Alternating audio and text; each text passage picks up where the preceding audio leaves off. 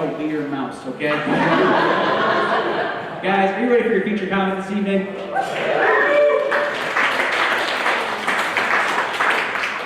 Still half-ass commitment. I thought we bonded over the catch a predator thing.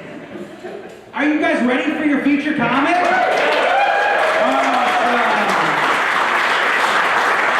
I've been doing comedy with this guy for a number of years now. He's awesome. He hosts the Final Gravity open mic and several different shows all around the Kalamazoo area. Guys, let's get up for Curran.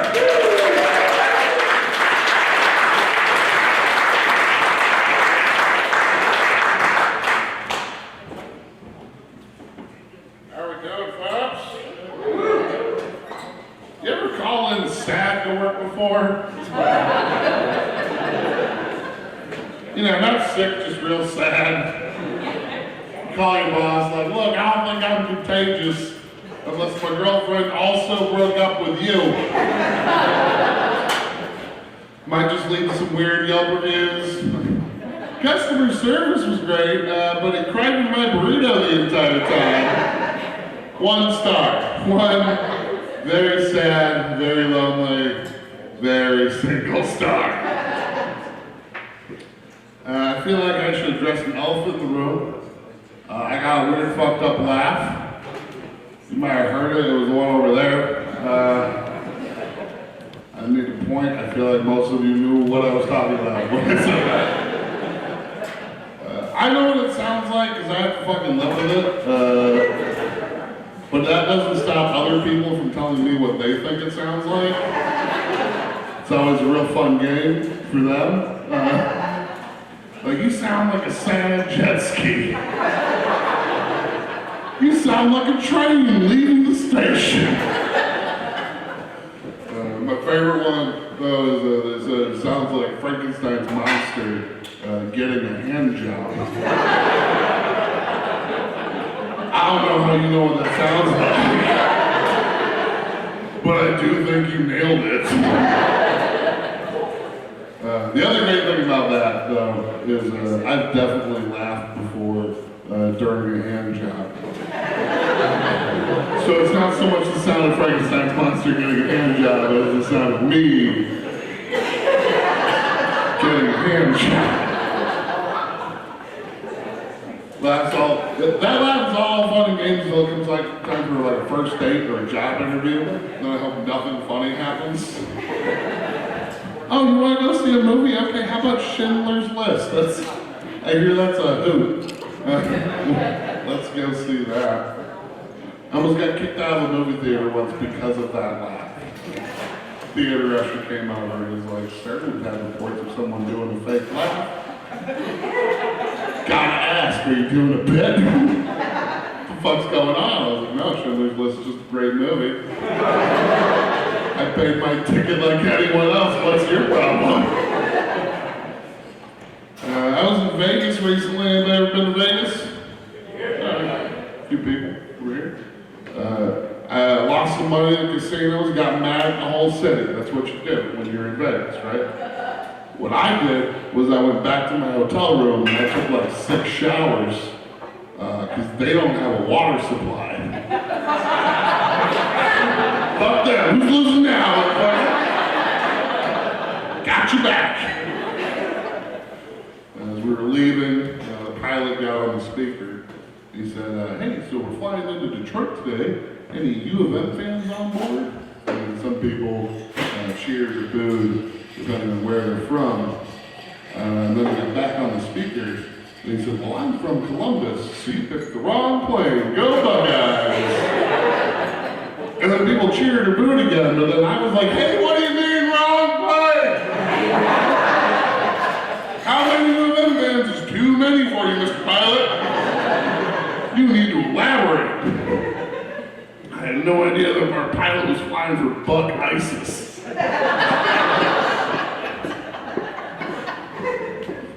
Buck ISIS Airlines should have tipped us off, I think. Shouldn't fly Buck ISIS Airlines. I am a fat person, I do know this. I've come to grips with this. There's a day that I realized I was fat. I have a fat origin story. The day I realized my powers. But I was asking for directions, and before this dude would give me any directions, he looked at me real seriously. And he asked, are stairs going to be a problem? Yeah, it's just not something you want to hear in your 20s. The worst part was, I couldn't be like, no. I'd be like, well, how many stairs, sir? Thank you for the consideration. You're very considerate. You know what this motherfucker said to me? He said, you're going to go down one flight of stairs. One flight of stairs going down! With all the confidence he had! It's going down! If I get tired that way, I just roll. Let gravity do the rest of the work. We've already established I've got extra padding. I'm built real well for that particular purpose. I took the elevator. I didn't feel like I had anything to prove. It was around the corner, so I just did that. I came back winded, like I took the stairs in. I was like, oh, those are tough. Walked out and was like, I heard the elevator, bitch. I did get a Fitbit for my birthday. My parents got me a Fitbit. My brother got me an air fryer. I was like, you need to coordinate your gifts a little better. You're sending some mixed messages. This one counts how many calories I can burn. That one, I can count on eating more Hot Pockets. There are very different goals going on here. The Fitbit's interesting. It keeps track of my heart rate, which is a little creepy.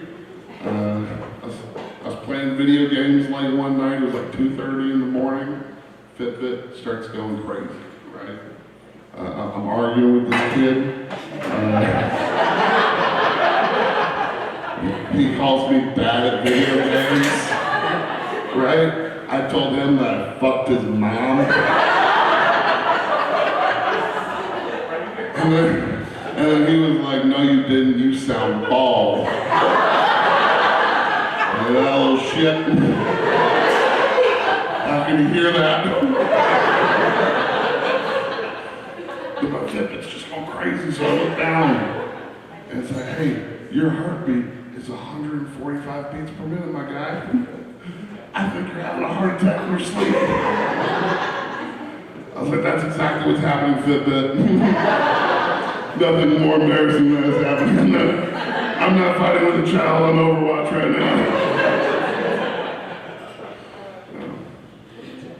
People eat for competition, but then people also eat their emotions, right?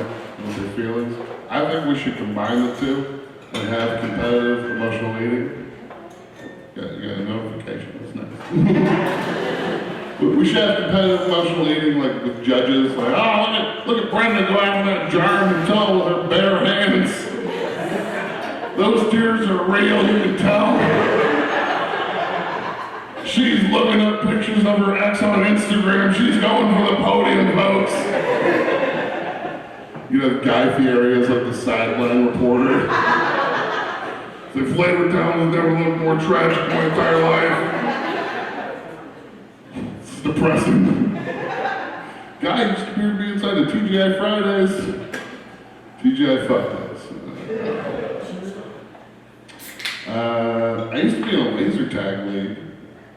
Yeah, that's real sad. If you give that a moment to sink in. I was in high school and I was in a laser tag league.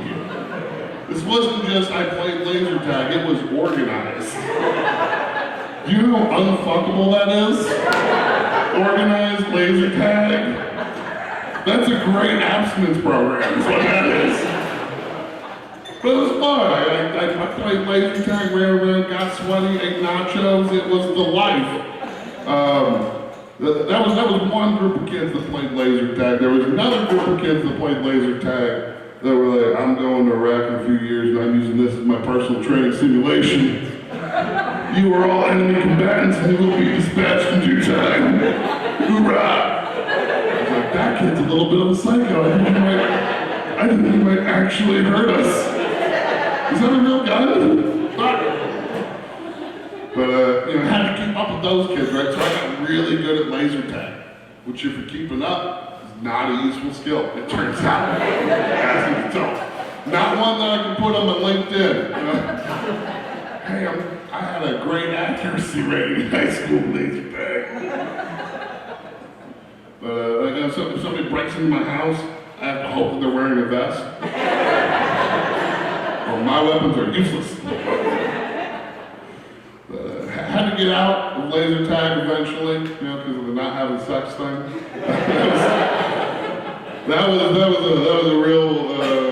a real deal breaker for me. Had to get out. I got really good though. I was like a lazy seal, like a laser lazy seal. It was sick. Played laser tag again as an adult recently on acid.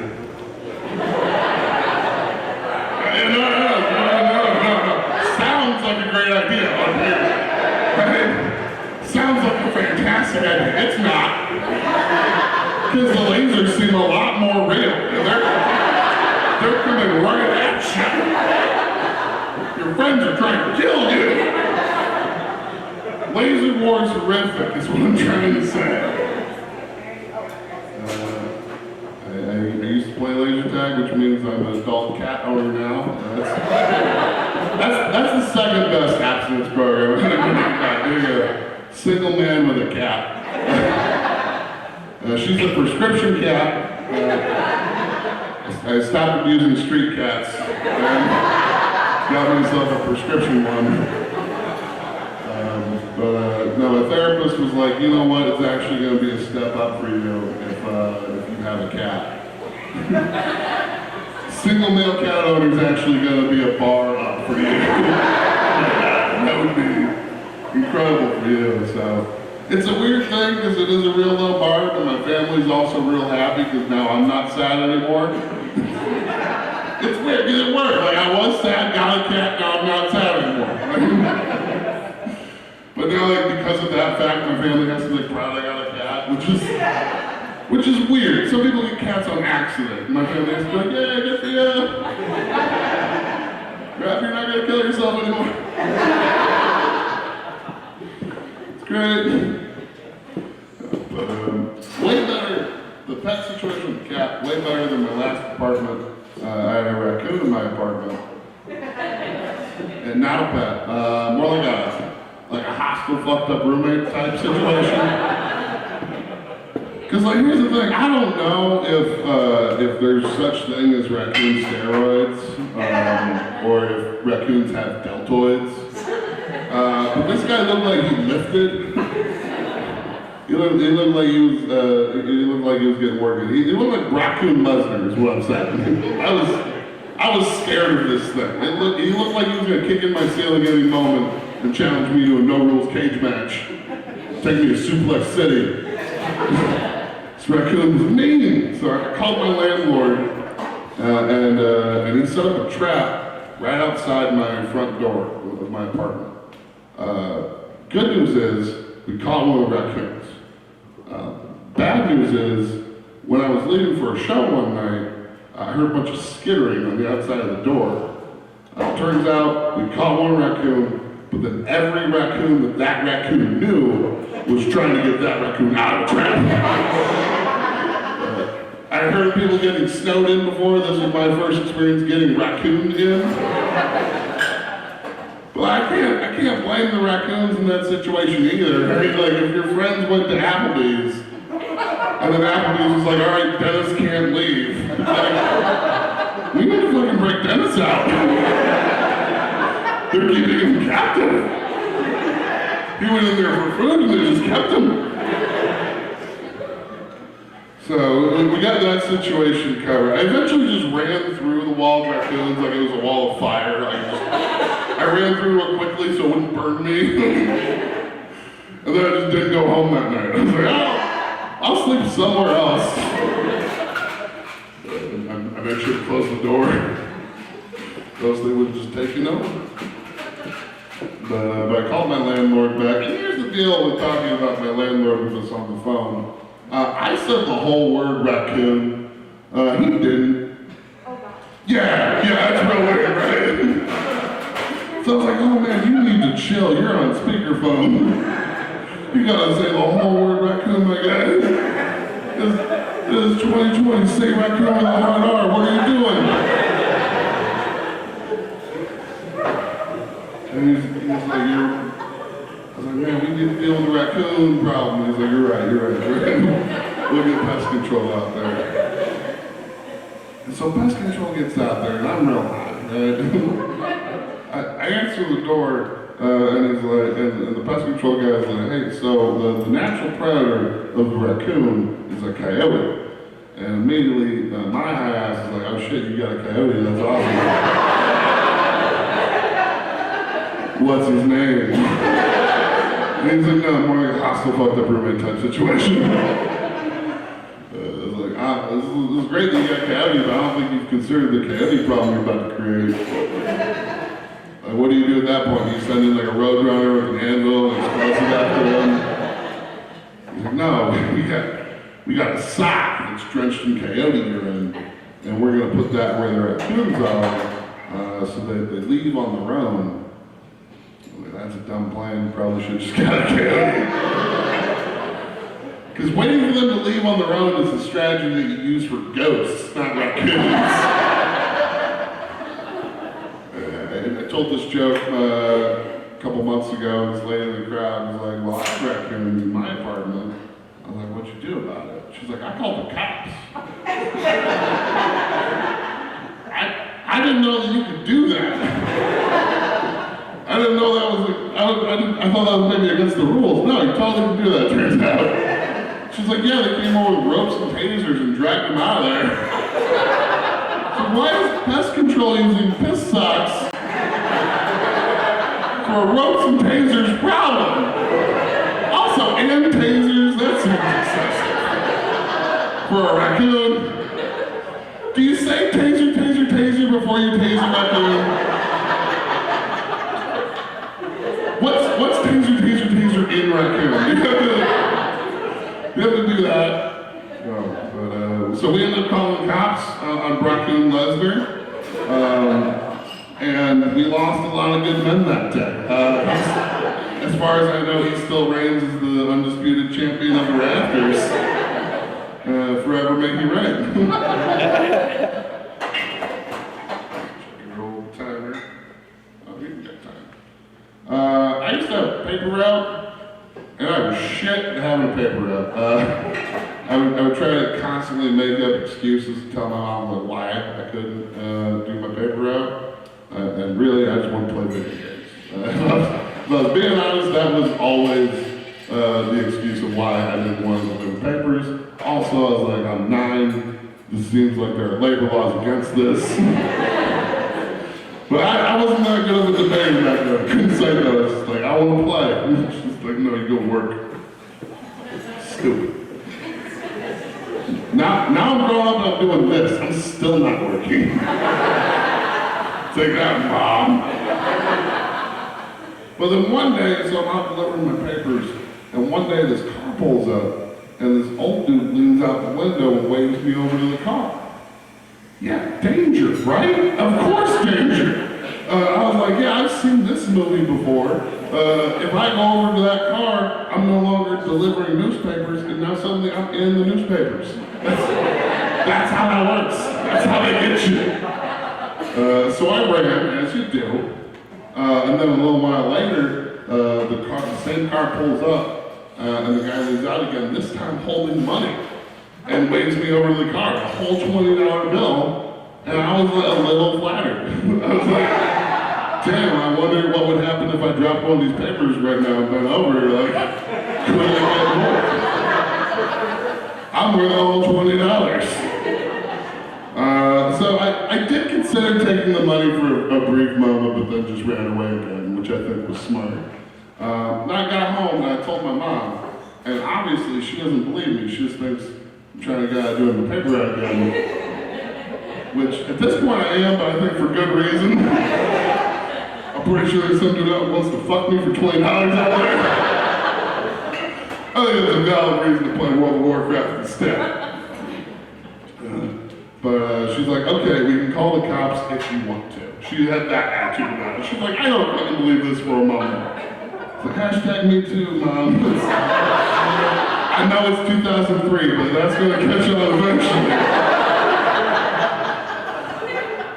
So the cops come over, and they were like, really? You think so? Somebody wanted to fuck you? They had the same sort of attitude that my mom did about the whole thing. They were like, man, you don't seem like a very fuckable kid. Okay. And they found the guy. Same day, they found the guy in white. They found him immediately. Turns out it was an old guy on my paper route. And when I was delivering his paper, he tried to give me a tip, but he was too old and slow to make it to the door. So he got in his car to come after me to give me a tip for delivering his trade lines. And we called the cops on that sweet old man. They came to his door, he's on a list. And then I had to apologize for some reason. Like, hold on, I don't think I was ever in the wrong. As far as I know, that guy wanted to fuck me. And I'd take him a cake. I was like, are you sending me alone? Like, what if he just has a really good cover? And this is how it's gonna get me. She's like, no, you can't, no more excuses, go take him the cake. And he did, and he scowled at me the entire time.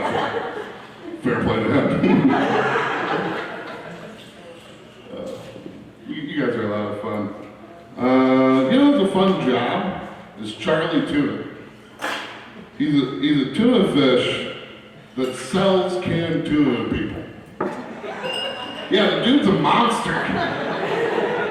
When I go to the store and I see a cow on a carton of milk, I'm like, oh, cool cow. You made that yourself.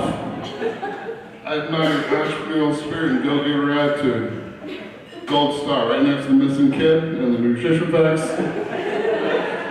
Good job.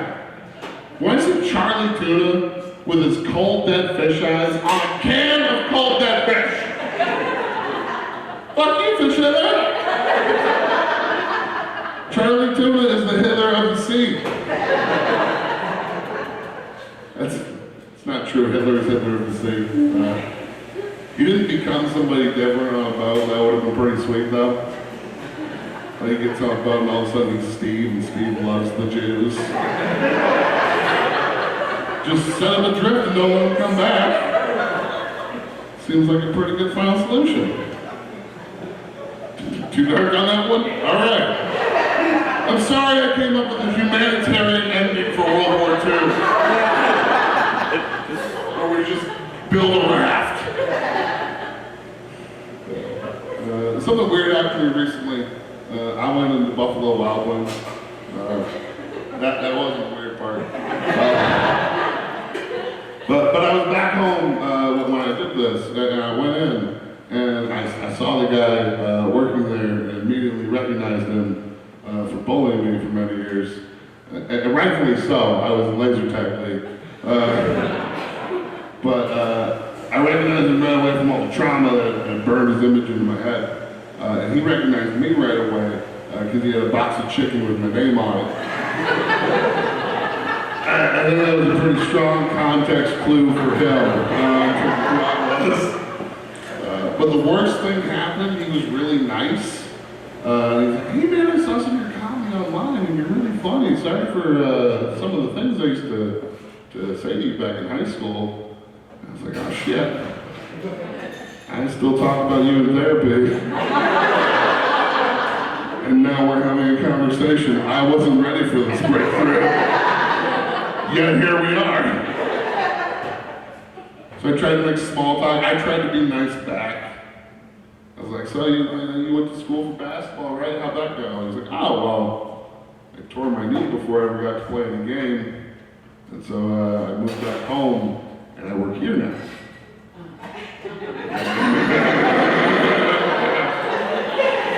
That's good response. So then I left, right?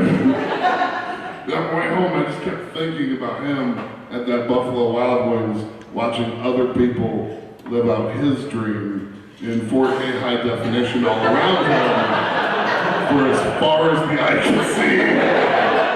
And I gotta say, those are the best wings I've ever had. I will never have wings that good again. Because they were seasoned with his sadness. Fuck you, Justin.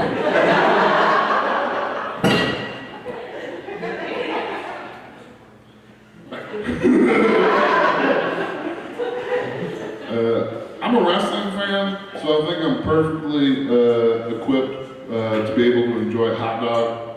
Yeah. It's like I know it's fake, but it looks real enough. I'm good at pretending I can get the rest of the way there. I've got this theory about hot dogs. Like, you know those people that, like, if they walk by someone who's eating a hot dog, they'll be like, do you even know what's in that? Like, yeah, vegans, right? They're fucking annoying. Like, have you ever noticed like no one does that for a corn dog? What double standard is that? Is it because like by the time you put it on a stick wrapped in cornbread, like you've clearly given up. Like, you're not trying to eat that thing with any sort of dignity. If you ask somebody like, what's in a corn dog, they'd be like, a hot dog, duh. Everybody knows that. Why are you quizzing me, weird dude? I gotta get out of here, but before I do that, I'll give you a fun fact about myself. I don't have a sense of smell. Yeah, it's real fucked up. Used to have one, just don't anymore. And people are like, oh, is it COVID? No, I haven't had one for like 10 fucking years. Can't smell. I was the original can't smell guy. You know? I was special before COVID, is what I'm saying. And now there's a bunch of you out there like, I can't smell either. The worst part about not being able to smell is people will come up and they'll be like, oh, well, can you smell this garbage? And then they'll put it like 6 inches from my face. And then when I pull back, they're like, oh, what's the matter? I thought you couldn't smell. Yeah, I still have a face though. It's like, and just because I can't smell things with it, it still exists. But the real worst part is that it also affects my sense of taste. Like, I think Nickelback fucking rocks. I just have the worst taste in my life. My apartment looks awful. But effectively, I have all the sense that Helen Keller doesn't. It's like we traded off. Like, we come together like some sort of disabled Voltron. Do like a scavenger hunt. Be up against like Stevie Wonder and Beethoven on the other team. Be like, Helen, do you have the trail? Do you have the set? And she'd be like, wow! Really